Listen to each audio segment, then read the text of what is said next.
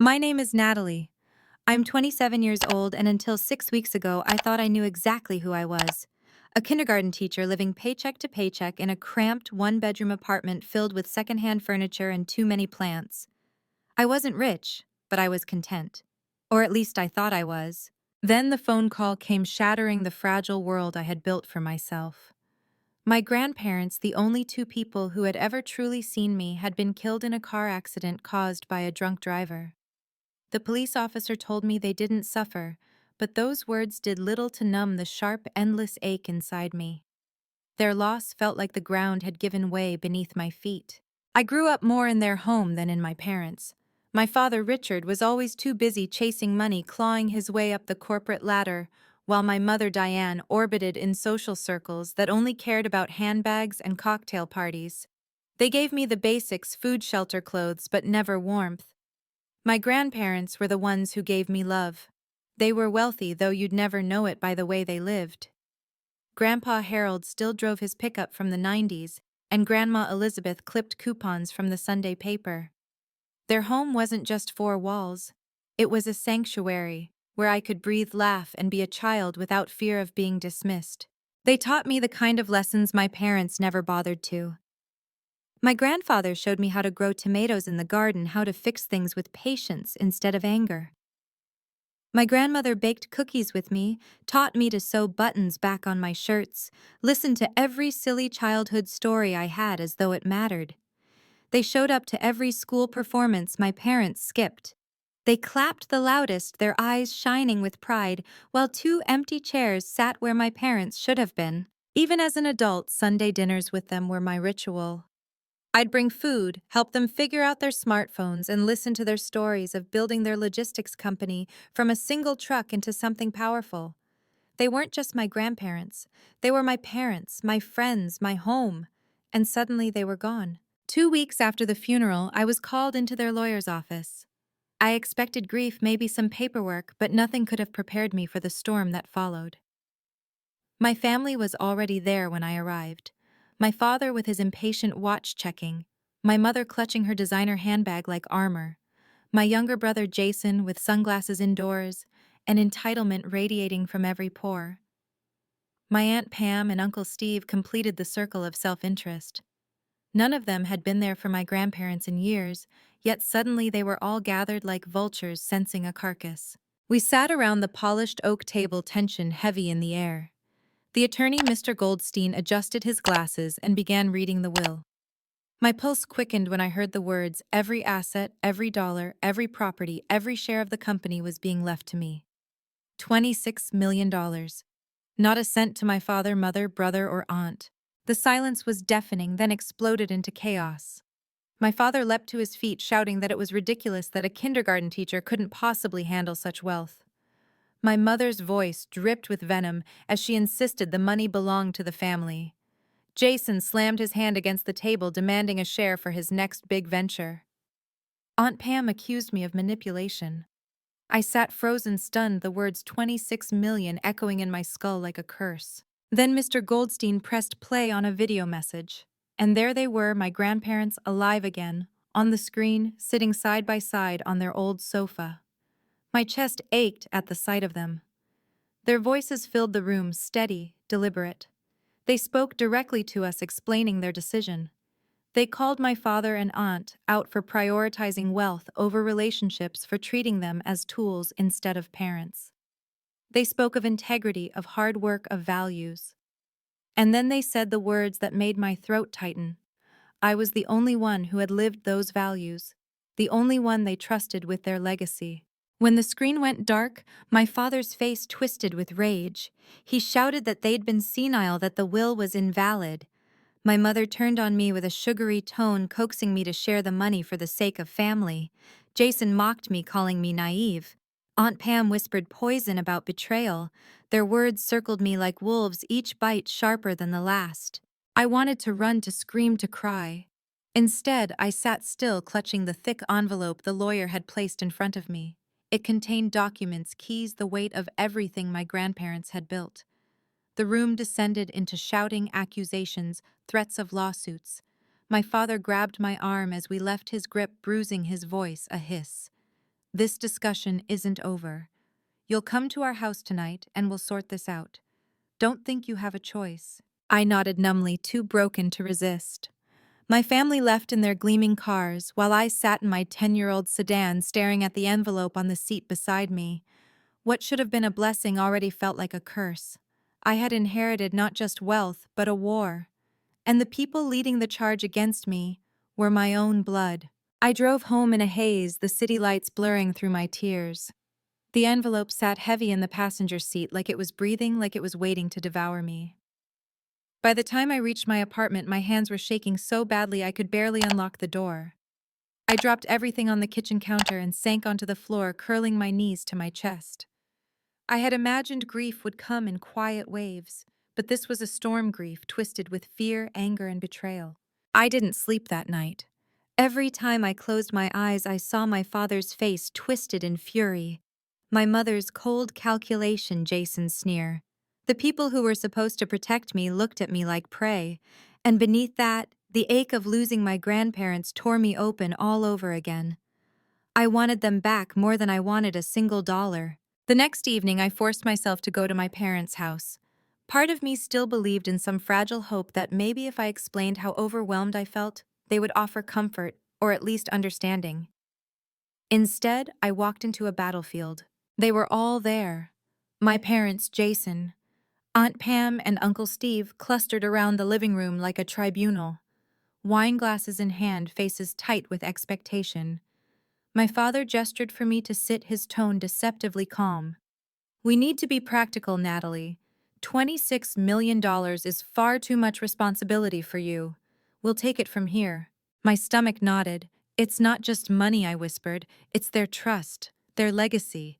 They wanted me to have it." Jason scoffed, slamming his glass onto the coffee table. "Don't be stupid, Nat. You're a kindergarten teacher.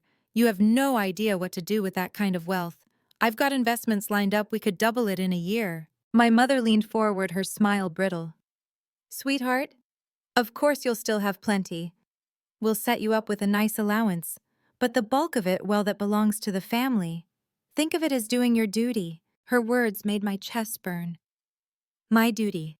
Where was their duty when I was a child waiting alone at school concerts, when I was scraping by to pay rent, when I was caring for my grandparents while they ignored them? I shook my head.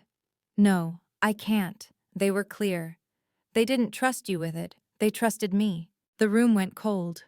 My father's mask slipped and his voice dropped into a growl. "You selfish, ungrateful girl. After everything we've given you, this is how you repay us." My laugh came out sharp, bitter. "Everything you've given me?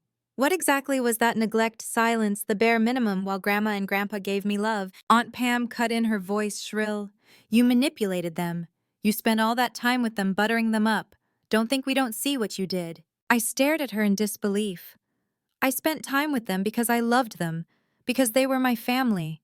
You never even visited unless you wanted something." The room erupted, shouting accusations, Jason pacing like a caged animal. My father stood and towered over me, his fingers stabbing the air. "You will sign over control. If you don't, we'll take you to court. We'll drag your name through the mud until you have nothing left. You can't win against us." I stood too, my legs trembling but my voice steady. "You're right about one thing. I can't win because I've already lost. I lost the only people who loved me unconditionally. And now I see the truth. I never had parents. I had wardens guarding a vault that was never theirs to open." For a moment, the room fell silent. My father's face darkened. My mother's smile cracked. Jason muttered curses under his breath. Aunt Pam shook her head, muttering about ingratitude. I picked up my bag and walked toward the door.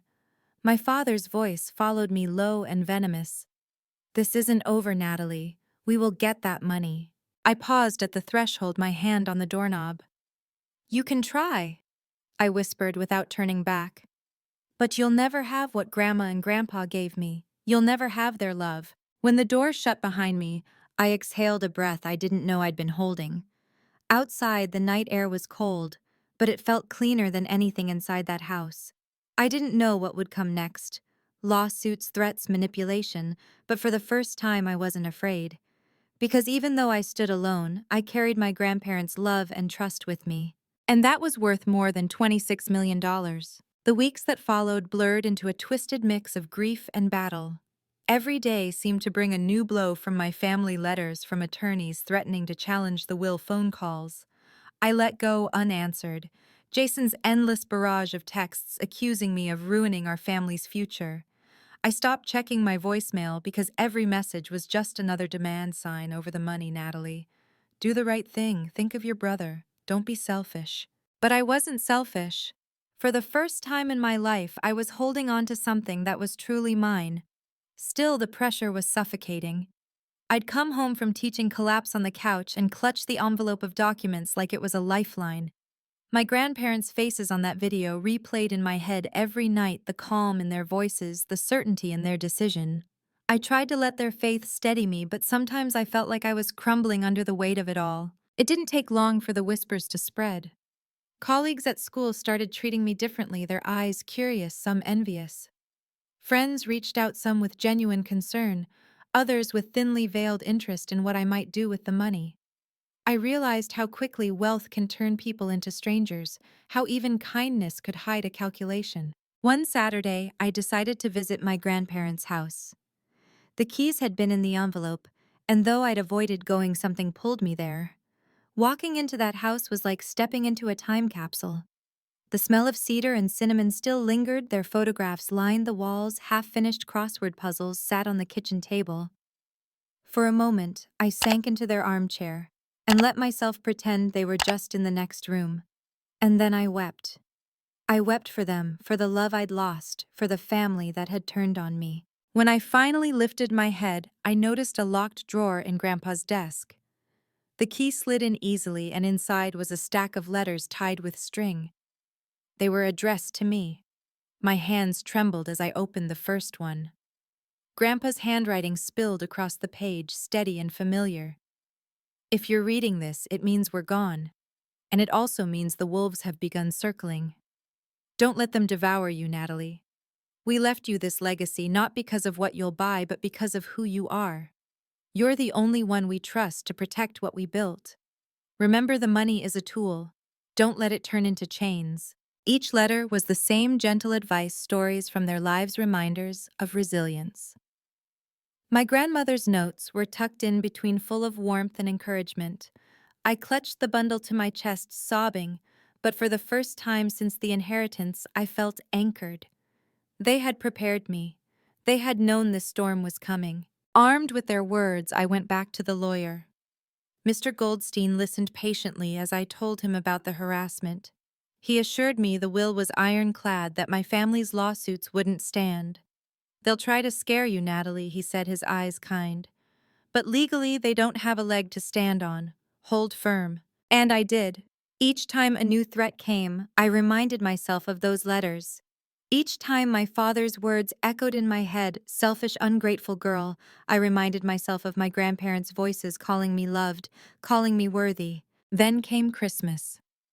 For years, it had been tradition to gather at my parents' house, forced smiles plastered on faces, while Jason dominated every conversation. But that year, I stayed home. I decorated my apartment quietly, hung a wreath on the door, and invited a few close friends who had stood by me without agenda. We cooked, laughed, exchanged small gifts. It wasn't lavish, but it was real. And for the first time, I realized family isn't always the people you're born to. Sometimes it's the ones who show up when no one else does. But my parents didn't let the holiday pass in silence. That evening, my phone buzzed with a message from my father. "You'll regret this, Natalie. Blood is thicker than water, and blood always wins." I stared at the screen, my chest tight, and then I deleted the message. Maybe blood always wins for people like him. But for me, love would. And I wasn't going to let them take that from me. By January, the threats escalated. A formal lawsuit arrived in a thick envelope accusing me of undue influence and claiming my grandparents were not of sound mind when they wrote their will. Reading those words felt like another death. How dare they reduce Harold and Elizabeth Wilson, the sharpest, kindest souls I had ever known, to fragile pawns incapable of choice. I brought the papers straight to Mr. Goldstein. He shook his head, his voice calm but firm. This is bluster. Your grandparents recorded their statements on video. Their mental competence was verified by multiple doctors. This will is airtight. They're trying to scare you into folding. Still nights became unbearable. I'd wake drenched in sweat hearing Jason's mocking voice, my father's threats, my mother's saccharine persuasion. Some mornings I thought about giving them what they wanted just to make it stop. But then I'd open one of Grandma's letters. One line in particular became my mantra: don't let them convince you that you're small. You've always been bigger than their shadows. 2 weeks later, mediation was scheduled. I walked into the room trembling but determined. My family sat across from me, faces tight with contempt. Jason leaned back in his chair, arms crossed, smirking like victory was inevitable. My mother gave me a smile so sweet it stung, while my father's eyes bored into me, cold and furious. Aunt Pam muttered under her breath about betrayal. The mediator began, but it was clear from the start there was no reasoning. "We'll settle," my father declared. "Natalie signs over 80%. She can keep 20. That's more than enough for a girl with no head for business." My cheeks burned, but I lifted my chin. "No, not 1 cent." Jason leaned forward, his voice a hiss. "You think you can handle 26 million on your own? You'll lose it in a year. You need us." I almost laughed. "Need you?" The only people I ever needed were Grandma and Grandpa. And they made their choice. Not you. My father slammed his hand on the table, the sound echoing. "Ungrateful child. Without us, you'd be nothing." Something in me snapped. I stood, my hands shaking but my voice strong. "Without you, I am something. I'm a teacher, a homeowner, a woman my grandparents trusted more than their own children. You can scream, you can threaten, you can drag me through every courtroom in the state, but you will never take away the fact that they chose me. Because they knew the truth, money doesn't corrupt the person who already has integrity. It only exposes the ones who don't." The room fell silent. The mediator cleared his throat, reminding us that this was supposed to be civil, but I barely heard him. My parents' faces had gone pale with fury. Jason muttered curses. Aunt Pam shook her head like I was a lost cause. When the session ended, nothing was resolved. But I walked out lighter, as though every word I had spoken had peeled away years of silence. Outside, snowflakes swirled in the cold air. I tilted my head back, letting them melt against my skin. For the first time since the will was read, I felt like I could breathe. My family's war was far from over, but something had shifted. Because now I wasn't just defending the money, I was defending myself. Spring arrived with subpoenas and bitter headlines. My parents fed the press stories, painting me as an unfit, greedy child who had stolen what was rightfully theirs. Jason ranted on social media about betrayal. Aunt Pam gave interviews dripping with venom. Their words were knives, but each cut reminded me why my grandparents had chosen differently. Court hearings dragged on for months. I sat through testimony where my own father called me manipulative. My mother insisted I was fragile and unstable. Jason declared I was brainwashed. But every lie they spun unraveled against the truth. The video message, the letters, the medical evaluations, the years of evidence showing who had truly been there for Harold and Elizabeth. Piece by piece, their facade crumbled. The day the judge upheld the will, I wept. Not because of the money, but because it was the first time anyone had officially validated what my grandparents already knew: that I was worthy, that their choice was deliberate, that love had finally outweighed greed. My parents stormed out, faces twisted in fury. Jason refused to look at me. Aunt Pam muttered about appeals, but even she sounded defeated. That night I returned to my grandparents' house. I sat in their garden where Grandpa once taught me to grow tomatoes, breathing in the quiet evening air.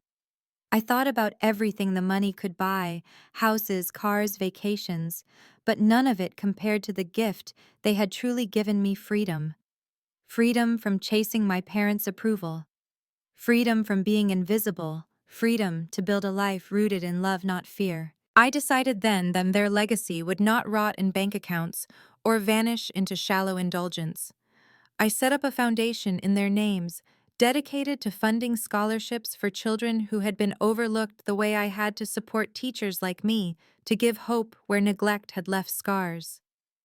With each scholarship letter we sent, I felt my grandparents' hands on my shoulders, steady and proud. My parents never forgave me, I don't think they ever will.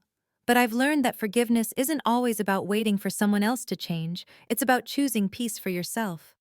I stopped answering their threats, their pleas, their manipulations. And in the silence that followed, I found peace I never thought possible. Sometimes late at night, I imagine what my grandparents would say if they could see me now. I picture my grandmother's gentle smile, my grandfather's warm laugh. I like to think they'd tell me I honored them, that I turned their faith into something living, something that would outlast the bitterness of those who tried to tear me down. And maybe that's the lesson I want to leave you with, family, is not always the ones who share your blood. Sometimes family is the ones who choose you, who see you, who believe in you when no one else does. Hold on to them. Protect their love. Because no amount of money can replace it. If my story touched you, please like, share, and subscribe. It helps me keep telling these true stories of betrayal, resilience, and healing. And tell me in the comments, have you ever had to walk away from family to protect your own worth? I'd love to hear.